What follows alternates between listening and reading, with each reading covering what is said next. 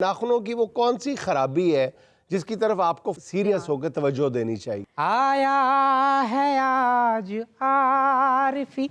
आजकल डॉक्टर जो है ना मतलब मजाइया भी आने लगे। लंग्स डिजीजेस में आपके नेल्स की शेप चेंज हो जाती है। बिस्मिल्लाहिर्रहमानिर्रहीम। अस्सलाम वालेकुम ख़ातिन और हज़रात, मैं हूं आपका जुनैद सलीम और आप देख रहे हैं देशबुक जुनैद के साथ। शो में मेरा साथ देंगे दुनिया ज़राफ़त का बहुत ही मोतबर नाम नसीम विक्की, हमारी को होस्ट सुहाना सयाल। नाज़रीन, कहते हैं चेहरा इंसान का पहला तारुफ होता है और इस तारुफ को खूबसूरत और काबिल रश्क बनाने की माहिर आज हमारे साथ मौजूद हैं। वतन अजीज़ की मारूफ मुमताज़ स्किन स्पेशलिस्ट और रोज़मर्रा के हर मसले का साइंस की रोशनी में हल बताने वाली मारूफ डर्मेटोलॉजिस्ट डॉक्टर कंवल जवाद। नाज़रीन, डॉक्टर साहबा की बातों की तरफ हम बाद में चलेंगे, पहले लिए चलते हैं अपने मिमिक्री स्टार वहीद खान लाला की तरफ, जो इस वक्त रूप धारे हुए हैं मुनफरिद और इंतहाई दिलचस्प लहजे के मालिक मारूफ शायर इकराम आरफी का। आरफी भाई, दिल की गहराइयों से हम आपका शुक्रिया अदा करते हैं। पहले आप हमारे शो में तशरीफ़ ला चुके हैं, आप मेरे बाएं हाथ तशरीफ़ रखे हुए थे, आज आप मेरे दाएं हाथ बैठे हुए हैं। अगली बार इंशाल्लाह वहां बैठूंगा। अल्लाह का शुक्र है मैंने अपनी सीट का नहीं कह दी। पहले तो आपका जुनैद सलीम साहब बहुत बहुत शुक्रिया है कि आपने मुझे बुलाया, और मैं आगाज करूंगा एक अपने शेर से। आप महान शायर हैं जी, हम आपके बड़े फैन हैं। नहीं, मैंने अकेले ने कहा, सबसे माफी क्यों मांगे? कोई बात नहीं। आया है आज आरिफी, आए आए आए आया है आज आरिफी, आया है देश बुक में, क्या बात। आया है आज आरफी, आया है देश बुक में, आया। क्या बात है आरफी साहब, जबरदस्त। ऋतिक आरफी लगे आज तो आप। विकी साहब, ये आपका लव है, आप सबका लव है, लव है आप सबका, आप सबका लव। बहरहाल विकी साहब, मुझे ये बताइए कि आपने मेरा जो आखिरी मुशायरा था वो कहाँ से सुना? आप जब आए थे मेरे इधर बराबर में बैठे हुए थे, आपकी मैंने रदीफ काफी की हिद्दत जो महसूस की थी, मैंने आपको बहुत दाद दी थी। असल में विकी साहब, उम्र ज्यादा हो गई है, चीजें अक्सर भूल जाता हूँ, सुबह मुशायरे पे जाता हूँ, वापस आना भूल जाता हूँ। वाह वाह। अच्छा, मेरा ख्याल है कि जुनैद सलीम साहब, आज आपका जुगतों का ही मूड है, आपने कोई फरमाइश नहीं की तो मैं खुद ही इस महफिल को कश्ते ज़ाफ़रान करता हूँ। वैसे मैंने देखा है कि इस बंदे ने आपका ज़ौक़ ख़राब कर दिया। मेरे से अभी बात अर्ज़ किया है कि मोहब्बत से मुकरते हो, तुम्हारा मसला क्या है? हाय हाय हाय। मोहब्बत फिर भी करते हो, तुम्हारा मसला क्या है? क्या मसला क्या है? पार्लर बीवी को भेजकर तारीफें पड़ोसन की करते हो, तुम्हारा मसला क्या है? वाह वाह, क्या बात है सर। नीचे लैंड क्रूजर और पेट दरबारों से भरते हो, तुम्हारा मसला क्या है? क्या कहने सर, क्या कहने, क्या कहने। लव है आपका, लव लव है। दाद नाल झाड़ भी रहे हो। और खराब सालन की शिकायत सब्जी वाले से करते हो, तुम्हारा मसला क्या है? बहुत अच्छे, क्या कह रहे? वाह जी वाह। और अगला मिसरा सुनिए कि खारिश खुद को होती है, खारिश खुद को होती है, साथ वाले को करते हो, तुम्हारा मसला क्या है? वाह वाह वाह। शेर तो वैसे बहुत ही फीके, ओवर एक्टिंग क्यों करते हो, तुम्हारा मसला क्या है? दानिश्वरी की बातें छोड़कर फीके मीठे की बातें करते हो, तुम्हारा मसला क्या है? बहुत अच्छे। अच्छा, मैं आरफी साहब ये आपकी खिदमत में अर्ज कर दूं कि इस रंग की हमारे पास यही एक चेयर है। रंगों के फर्क से क्यों डरते हो, तुम्हारा मसला क्या है? आरफी साहब, कोई ताजा कलाम हो जाए। हाँ जरूर, ताज़ा कलाम है कि आज छापा पड़ा है होटल में, हाय हाय हाय, वाह जी वाह। शायर पकड़ा गया है होटल में, वाह, क्या कहना है आरपी साहब। मुकमुका संतरी से कर लेता, वाह वाह। SHO खुद खड़ा है होटल में। और अभी हासिल कलाम शेर है कि इरशाद। मेरी बेगम को किसने बतलाया कि तेरा खावन बड़ा है होटल में। आरफी साहब, ये आप मुशायरे में अपने अंदर की रकास को कैसे काबू में रख लेते हैं? पहली बात तो ये है खातून के ये रकास नहीं बल्कि रकासा है। आप अपना नाम ना अमराव अकराम अदा रखें। और दूसरी बात ये है कि भाई क्यों काबू में रखना है, क्यों काबू में रखना है, क्यों क्यों क्यों क्यों। और विकी साहब, जुनैद साहब, मैं वाहिद बरे सगीर पाक व हिंद का शायर हूँ जो आज़ा की शायरी और लफ्जों की शायरी इकट्ठी करता है। अच्छा आरवी साहब, बगैर तरन्नुम के भी कुछ सुनाए ना, वो भी आपकी कमाल आवाज है, कमाल कलाम है। अर्ज किया है कि ये जो भाई थाने में खड़े हैं जनाबे मन, जनाबे मन, 2 मरले के मकाम पे लड़े हैं जनाबे मन। ओए, 2 मरले के मकाम पे लड़े हैं जनाबे मन। और जो कहती है मैं बात नहीं करती किसी से, आए हाय हाय, वाह। जो कहती है मैं बात नहीं करती किसी से, उसके दर्जन बॉयफ्रेंड हैं जनाबे मन। वाह वाह। जनाबे मन, सुनिए सुनिए सुनिए, क्या हुआ, छुप गया, छापा पड़ गया? ये बॉयफ्रेंड की बात हो रही है, अंडों की नहीं।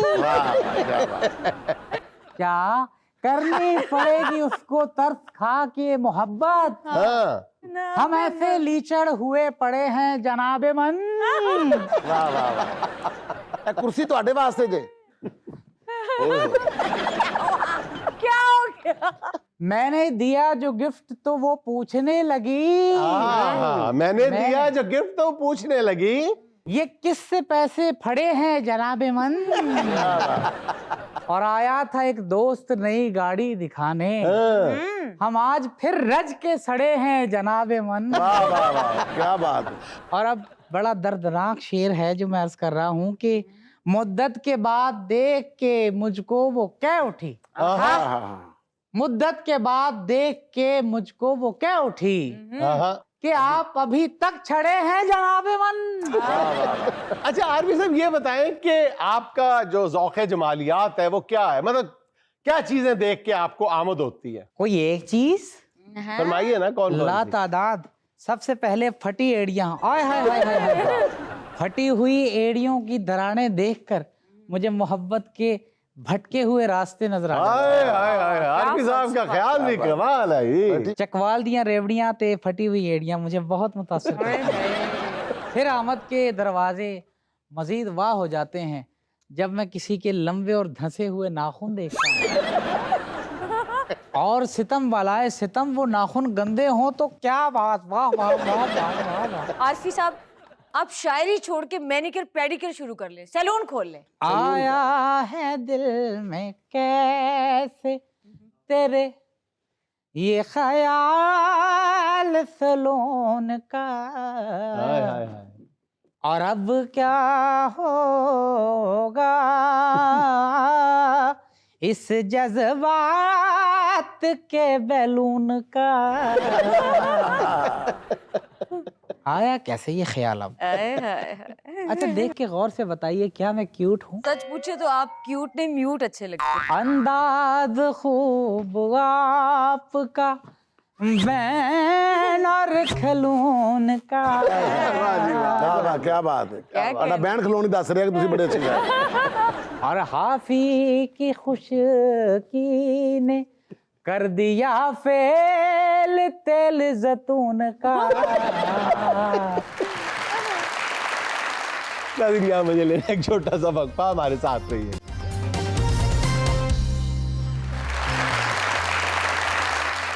अच्छा डॉक्टर साहब, ये बताएं पहले सबसे कि आप इन एड्स को एंडोर्स करती हैं? ये जो रंग गोरा करने वाली क्रीमों के हम इश्तहार खास तौर पे सोशल मीडिया पे देखते हैं कि जी फलां सांवली बहुत थी, उसकी शादी नहीं हो रही थी, फिर उसने ये क्रीम इस्तेमाल की। आप इस ट्रेंड को एंडोर्स करती हैं? बिल्कुल नहीं करती सर मैं इस ट्रेंड को इंडोर्स, क्योंकि मैं हमेशा एक चीज़ पर बहुत ज़्यादा एम्फेसाइज करती हूँ कि गोरा रंग आपकी खूबसूरती की अलामत नहीं है।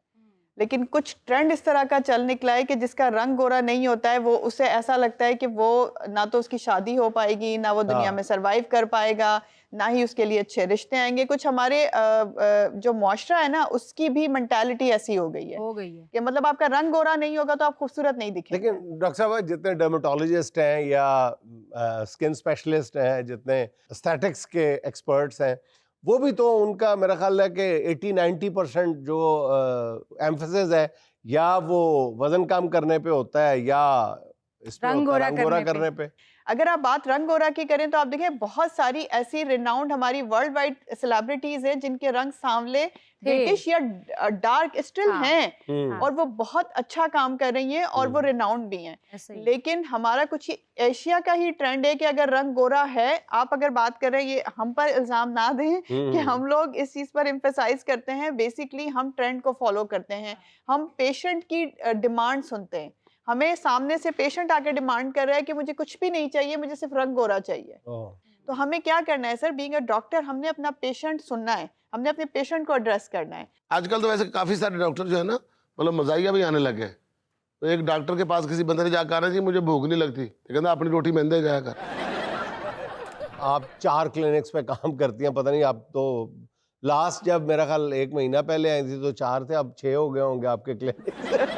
आप ये बताइएगा कि ये जो मुख्तलिफ स्किन प्रोसीजर्स हैं, ये देखती हैं कि फलां को फलां सूट करेगा या ये देखती हैं कि फलां की जेब उसकी मुतहम्मल हो सकती है या नहीं? वैसे आपके पहले जुमले के बाद ना मैं एक्सपेक्ट कर रही थी अगला ये जुमला।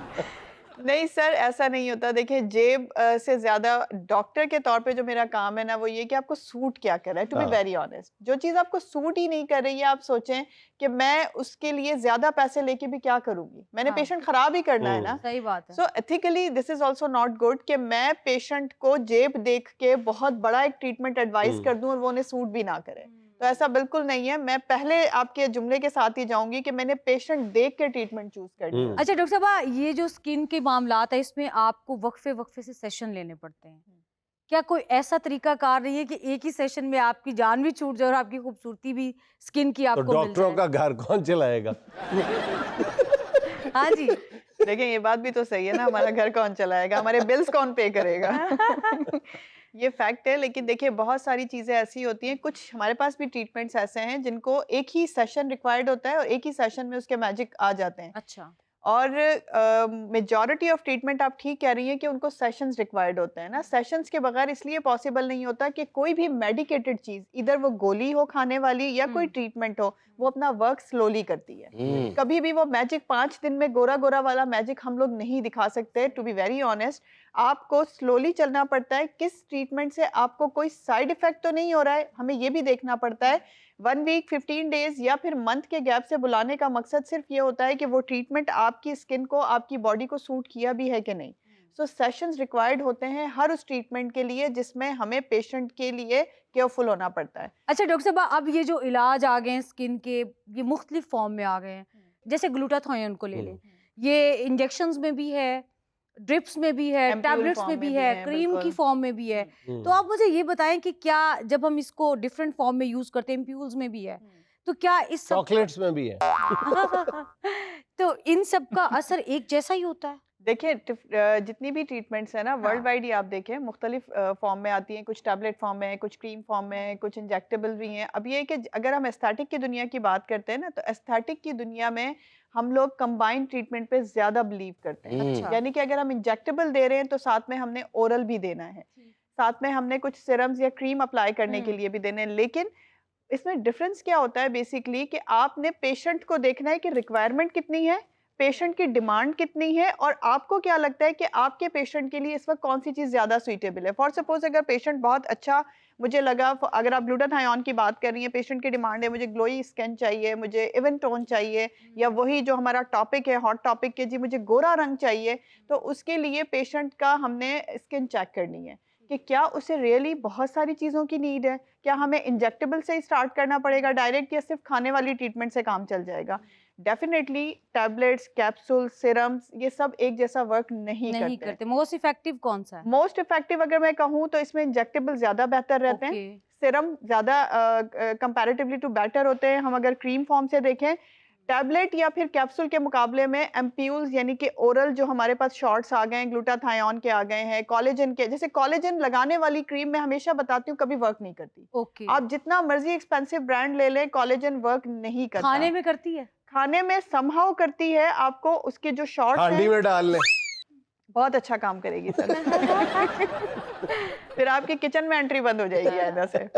तो वो बेहतर यही है कि आप उसको ओरल फॉर्म में अगर लेना चाहते हैं तो उसके ओरल शॉट्स आ गए, आप उसे पीने के फॉर्म में यूज़ कर सकते हैं। और इंजेक्टेबल कोलेजन इलास्टिन बहुत बेस्ट होता है।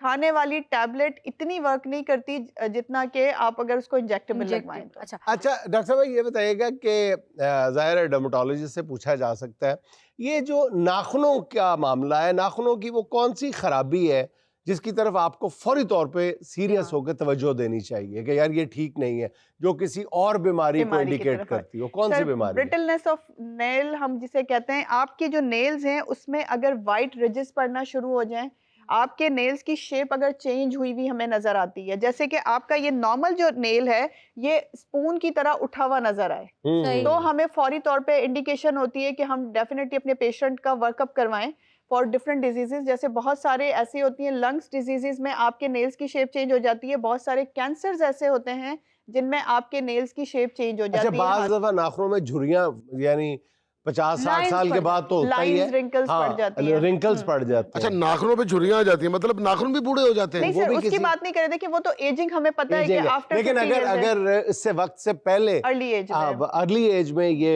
मसला शुरू हो तो जाए नाखूनों पे, नोटिसेबल होता है। आपके नेल का कलर ग्रीन या ब्लैक हो रहा है तो ये नॉमिनेट करते हैं। हमारे लिए अलार्मिंग क्यों होता है कि ये फंगल इन्फेक्शन को शो करवाता है। अगर आपके नेल की शेप चेंज हो रही है, आप अभी यंग एज में हैं, 50s से पहले वाली एज में हैं, अर्ली 40s में हैं या लेट 40s में हैं, तो आपको डेफिनेटली ये अलार्मिंग सिचुएशन है आपके लिए। आपने अपने कंसल्टेंट को ज़रूर, फिजिशियन को विजिट करना है ताकि वो इसका वर्कअप करवा सकें कि इधर ये किसी लंग डिजीज़ को तो नॉमिनेट नहीं कर रहा, लिवर का तो कोई इशू नहीं है, कोई कैंसर तो खुदा न खास्ता नहीं हो गया है, तो नाखून बहुत बड़ी इंडिकेशन है इंटरनल किसी भी बीमारी तो के क्या लिए। ये बच्चों के लिए भी नेल्स की शेप चेंज होना या फंगस टाइप? बच्चों में इतना नहीं होता, बट कुछ डेफिशिएंसीज ऐसी हैं बच्चों के लिए जो नोटिसेबल होती है ना। हमारे पास विटामिन डी, कैल्शियम की डेफिशिएंसी बच्चों में, कुछ विटामिन ऐसे होते हैं जैसे जिंक डेफिशिएंसी कुछ बच्चों में आ रही है, विटामिन B12 डेफिशिएंसी आ रही है, उनके नेल्स की शेप चेंज कर देती है। अच्छा डॉक्टर साहब, जैसे चेहरे की जिल्द जो है उसकी झुर्रियां दूर करने के लिए रेमेडीज मौजूद हैं, इसी तरह नाखूनों की जो रिंकल्स हैं, झुर्रियां हैं, इनको दूर करने के लिए भी कुछ है प्रोसेस? बिल्कुल बिल्कुल, बहुत सारे हैं। अगर आप घर में रह के होम रेमेडी यूज करना चाहते हैं तो अपने नेल्स को सबसे पहले उसकी सफाई का ख्याल रखें। आपने कभी भी अपनी नेल्स की सराउंडिंग वाली स्किन को नहीं छीलना। बहुत सारे लोगों की आदत होती है किसी हाँ। स्ट्रेस में हो, बैठे बैठे वो देखिए, ये अगर आप यहाँ से अपनी स्किन को छीलते हैं तो ये स्किन बहुत सेंसिटिव होती है। ओके। ये आपकी नेल्स की जड़ों के साथ अटैच्ड होती है, इससे आपकी नेल्स की जो जड़ें हैं वो भी खराब होती हैं, प्लस आपके नेल की जो ब्लड सप्लाई है वो भी खराब होती है। दूसरी बात ये कि आपकी शेप खराब हो जाती है। हाँ। और सबसे जो आसान लोग तरीका- नाखून चबाते हैं, बाज बच्चे, बहुत। बाज बड़ों को भी आदत बड़ों को होती बिल्कुल है, ऐसे ही है, ये वो सबसे भी खराबी। बिल्कुल बिल्कुल खराबी है ये बहुत ज्यादा। हमारे मतलब ऐसा होता था कि मेरी जो अम्मा है ना, मेरे एक भाई को आदत थी, मेरी अम्मा क्या करती थी, उसके नेल्स पे ना लाल वाली मिर्चें लगा दी कि अब बेटा इसको करके देखो जरा, तो उसकी हैबिट काफी हद तक कंट्रोल हुई है। जिन्होंने बाज नहीं आना होता ना, जो अंगूठा चूसने की आदत होती है जी, बाज बिल्कुल। लोगों को, तो माएं वो लगा देती हैं, मिर्चें लगा देती मिर्चें हैं, लगा वो नाल गोलगप्पा रख के खा जाते हैं।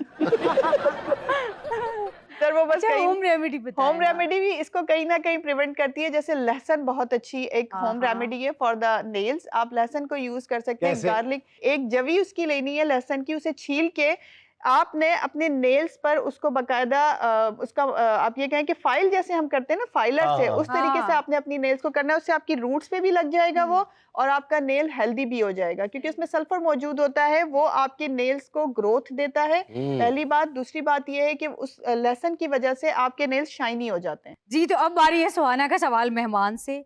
इसमें हम आपको 4 ऑप्शंस देंगे, एक आपने सेलेक्ट करनी है। सवाल ये है, स्किन की हिफाजत के लिए क्या लगा के सोना चाहिए? ऑप्शन नंबर 1, नाइट सॉफ्टनर लगा के।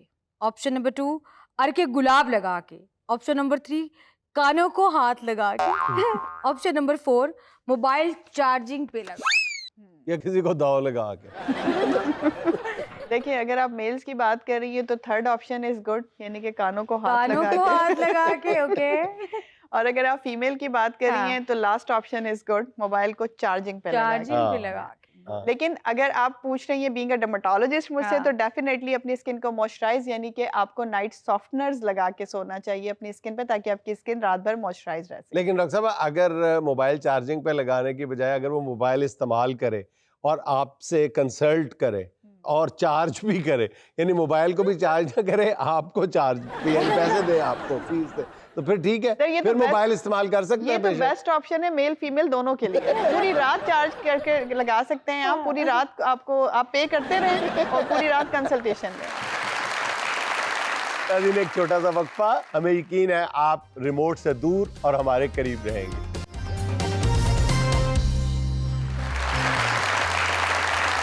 दुनिया के तज़किरे तो तबीयत ही ले बुझे। आहा, दुनिया के तज़किरे तो तबीयत ही ले बुझे। बात उसकी हो तो फिर सुख नाराइयाँ भी हों। आहा, हाँ। बात उसकी हो तो फिर सुख नाराइयाँ भी हों। वाह जी वाह। आराइयां में जरा तुसी हो। नहीं यार, सुख नाराइयाँ। अच्छा, सुख नाराइयां। हाँ, इसीलिए हम सुख नाराई की जानिब जाते हैं, अपनी बज़्म की जानिब। जी, अस्सलाम वालेकुम सर, वालेकुम अस्सलाम। मेरा नाम मोहम्मद सोएब सफदर है। मैं जीसी यूनिवर्सिटी से प्री मेडिकल कर रहा हूँ सर, आप एफएससी कर रहे हैं? एफएससी। एक वक्त था कि गवर्नमेंट कॉलेज में जिसको एडमिशन मिल जाता था एफएससी में, तो पक्का ये था कि उसको आगे मेडिकल कॉलेज में भी मिल जाएगा। तो अभी भी यही हालात हैं। इसी तरह ही है, क्योंकि जीसी यूनिवर्सिटी का जो मेरिट है वो अगर हम देखें मेडिकल के अंदर तो 95 पर एंड हो रहा है। जीसी से इंटर करने के बाद मेडिकल कॉलेज में एडमिशन लेना, वक्त पे है। ये डिपेंड करता है इंसान पर, इंसान कितनी मेहनत करता है और मेहनत करने के बाद अल्लाह पर उसका भरोसा कितना है। आहा, तो वाह। जीसी यूनिवर्सिटी आपको एक अच्छा इंसान बना के निकालती है, लेकिन आपका जो मुस्तकबिल है यार वो आप मुझे पर तो नहीं अच्छा इंसान बना सकी जीसी यूनिवर्सिटी। बड़ा जीसी यूनिवर्सिटी ने जोर लगाया, उस वक्त यूनिवर्सिटी नहीं थी, कॉलेज था, बड़ा जोर लगाया, मैं तो अच्छा इंसान नहीं बन सका यार। नहीं, जो तुसी गए उन्होंने क्या सानू इंसान बना के जी शहजाद कैस साहब उर्दू के एक मशहूर शायर हैं। हाँ, नाजुकी के मौजू पर उनके चंद अशार हैं। आहा, रुको तो तुमको बताएं वो इतने नाजुक हैं, आहा, कली अकेले उठाएं वो इतने नाजुक हैं। आहा। कहा तबीब ने गर रंग गोरा रखना है तो चांदनी से बचाएं वो इतने नाजुक हैं। ओए, वाह जी क्या वाह, कहने। वाह जी वाह। चांदनी से बचा वो इतने नाजुक। इतना नाजुक। वाह जी वाह। बस इस दलील पे वो करते नहीं सालगिरह, हम्म, बस इस दलील पे वो करते नहीं सालगिरह कि शम्मा कैसे बुझाएं वो इतने नाजुक हैं। ओए, ओए, ओए। यार ये तो ज्यादा ही कुछ नजाकत नहीं हो गई, ये मतलब नाजुक से ज्यादा कोई मरीज तबीयत का महबूब लग रहा है जिससे मोमबत्ती भी नहीं बुझाई जा रही। सेम मैं यही कहने वाली मतलब थी, तुसी इन्हां नूं डिट्टो। कमजोरी सुस्ती हाँ, ना मननी किसी ਦੀ ਗੱਲ ਉਹ ਕਹਿ ਸਕਦੇ ਹੋ। ਉਹ ਸੁਣਿਆ ਨਹੀਂ ਤੁਸੀਂ ਉਹਦਾ ਲਤੀਫਾ ਬੜਾ ਮਸ਼ਹੂਰ ਹੈਗਾ ਕਿ ਕਿਸੇ ਨੇ ਕਿਹਾ ਜੀ ਕਿ ਸਭ ਤੋਂ ਜਿਹੜਾ ਸੁਸਤ ਹੋਏਗਾ ਨਾ ਉਹਨੂੰ ਇਨਾਮ ਮਿਲੇਗਾ। ਤੇ ਇੱਕ ਬੰਦੇ ਨੇ ਕਿਹਾ ਤੁਹਾਡੇ ਚੋਂ ਸੁਸਤ ਕੌਣ ਹੈ, ਤੇ 6 ਬੰਦਿਆਂ ਨੇ ਹੱਥ ਖੜਾ ਕਰ ਦਿੱਤਾ ਤੇ ਇੱਕ ਨੇ ਹੱਥ ਨਹੀਂ ਖੜਾ ਕੀਤਾ। ਤੇ ਉਹ ਕਹਿੰਦਾ ਤੂੰ ਕਿਉਂ ਨਹੀਂ ਹੱਥ ਖੜਾ ਕੀਤਾ, ਕਹਿੰਦਾ ਵੇਖ ਲਓ ਮੈਂ ਕਿੰਨਾ ਸੁਸਤ ਹਾਂ। जी, अस्सलाम वालेकुम। वालेकुम मेरा नाम अस्सलाम। आयमा है जी, और मेरा मिस सोहाना से क्वेश्चन है, एक पहेली है। हम्म, वो कौन सी ऐसी चाबियां हैं जिनकी जो ताले नहीं खोल सकती? वो कौन सी ऐसी चाबी है जो चाबी ताले नहीं है। खोल सकती, सिर्फ कान में फेरने के काम आती है। बताओ मेरी तरफ क्या देख रही हो, सारा कुछ मैंने ही बताना है। बाजी तो माइक लेके बैठे, ये तो जवाब लेके जाएगी आज। ਖਿਡੌਣੇ ਦੀ ਚਾਬੀ ਵੀ ਹੁੰਦੀ ਹੈ। इल्म इल्म किस चीज की कुंजी है? हाँ, इल्म। लेकिन हमें जब इन्फॉर्मेशन मिलती है तो हमारी अंडरस्टैंडिंग क्लियर हो जाती है ना, हमारी बातें क्लियर हो जाती हैं, तो वो तो एक तरह का लॉक ओपन हो गया ना। तो देखें वो जवाब भी तैयार करके आएंगे। मैकेनिकल में भी चाबी होती है। चलिए मैं बताती हूँ, पियानो। पियानो? पियानो की की होती है। यार मुझे पता ही नहीं है सच्ची में, आज पता चला उसकी कोई की भी होती है। चलें जी, बहुत अच्छे। अब मैं बदला लेती हूँ, अब आप मेरे सवाल का जवाब दें। सवाल ये है, वो कौन सा मुल्क है जिसके पहले 2 हरूफ मिटा दिए जाएं तो वो जिस्म का एक हिस्सा बन जाता है, और अगर वो हिस्सा मवेशी के जिस्म का हो तो खाने की एक लजीज चीज बन जाती है? जी बहुत ही आसान है। और ये सब लोग जवाब दे सकते हैं, आप ऐसे ना बैठे सिर्फ उन्होंने नहीं देना, किसी भी हिम्मत करो, जोर लाओ। उन्होंने जवाब देना है। जी जी ईरान। मुल्क कौन सा है? ईरान। ईरान। बहुत सारी तालियां। चलें जी, अब बैलेंस हो गया हमारा हिसाब। आप भी हार गए, ये भी हार गए। जी अस्सलाम वालेकुम सर। वालेकुम अस्सलाम। सर मैं एक शेर डेडिकेट करना चाह रहा हूँ। जी इरशाद। वो इंतज़ार करवाते रहे, हम इंतज़ार करते रहे। हाय हाय हाय। वो इंतज़ार करवाते रहे, हम इंतज़ार करते रहे। इस इंतज़ार ने क्या से क्या बना दिया। हाय वाह जी वाह। क्या से क्या बना दिया वैसे? उसने हमें मामू, हमने उसको पुप्पो बना दिया।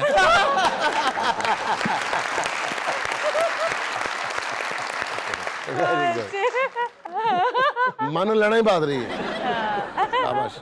दुनिया के उत्ते सब तो बड़ा और मजबूत रिश्ता ही है वे। वाह जी वाह। बहुत अच्छे। जबरदस्त। नेक्स्ट। अस्सलाम वालेकुम, मेरा नाम अरीशा है। मेरा सवाल जुनैद साहब से कि आपके ख्याल में वालिदैन बच्चों की तरबियत में सबसे बड़ी गलती क्या करते हैं? गलतियां ही गलतियां करते हैं, गलतियां ही गलतियां करते हैं। सबसे बड़ी गलती मेरा ख्याल है बुनियादी तौर पर तो ये करते हैं कि हम बच्चों के वालिद बनने की बजाय ना बच्चों का खुदा बनने की कोशिश करते हैं। उनकी 7 पुश्तें संवारने पे लगे होते हैं, हालांकि हमारा कोई अमल दखल नहीं होता। हमारा सिर्फ इतना काम है कि उनको रिज़्क़ हलाल खिलाएं और उनकी तरबियत जितनी कर सकते हैं करें, बाकी अल्लाह पे छोड़ दें।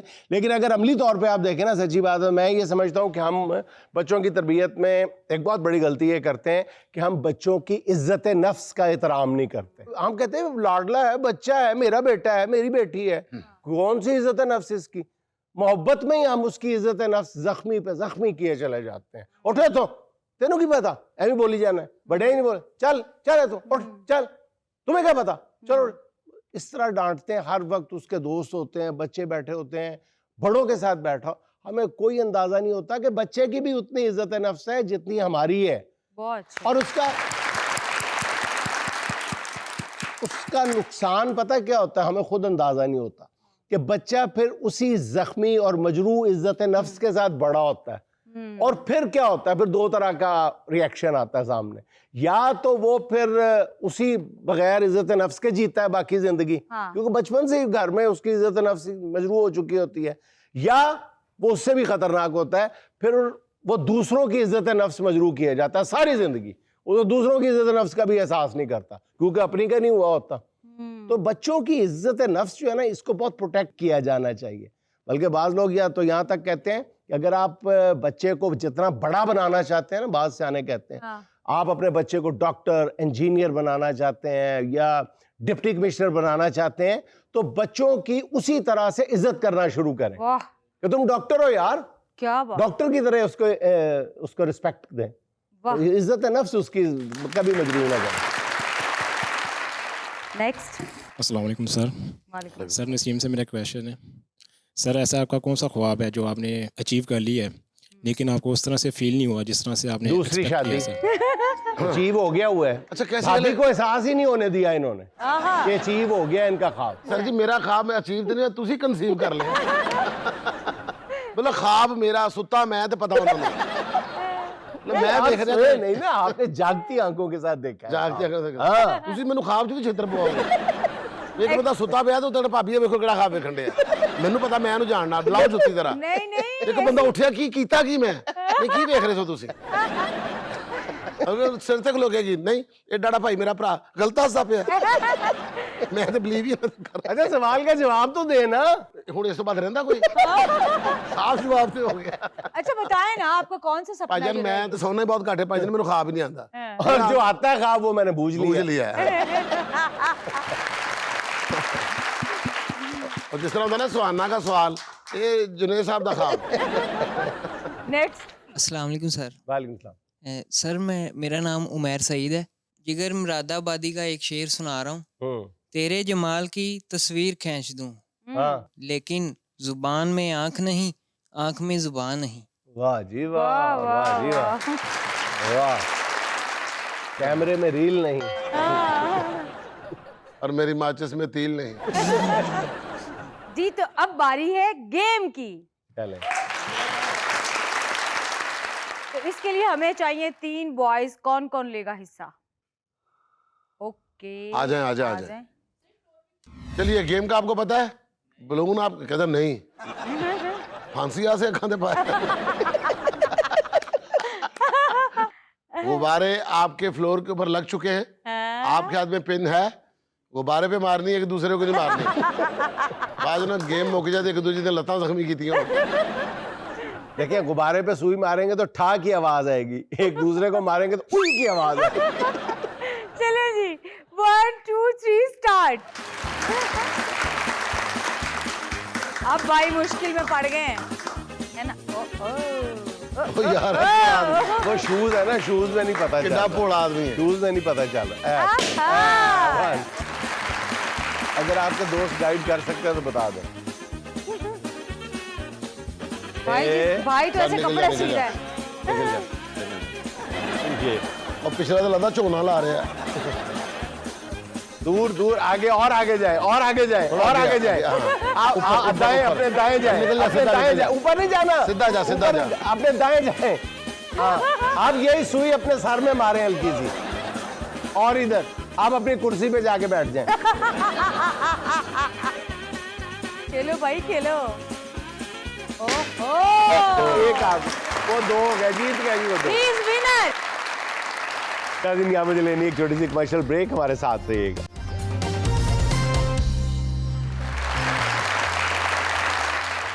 नाज़रीन हालात से मायूस अफराद के मुल्क छोड़ने का सिलसिला दिन ब दिन तेज से तेज तर होता चला जा रहा है।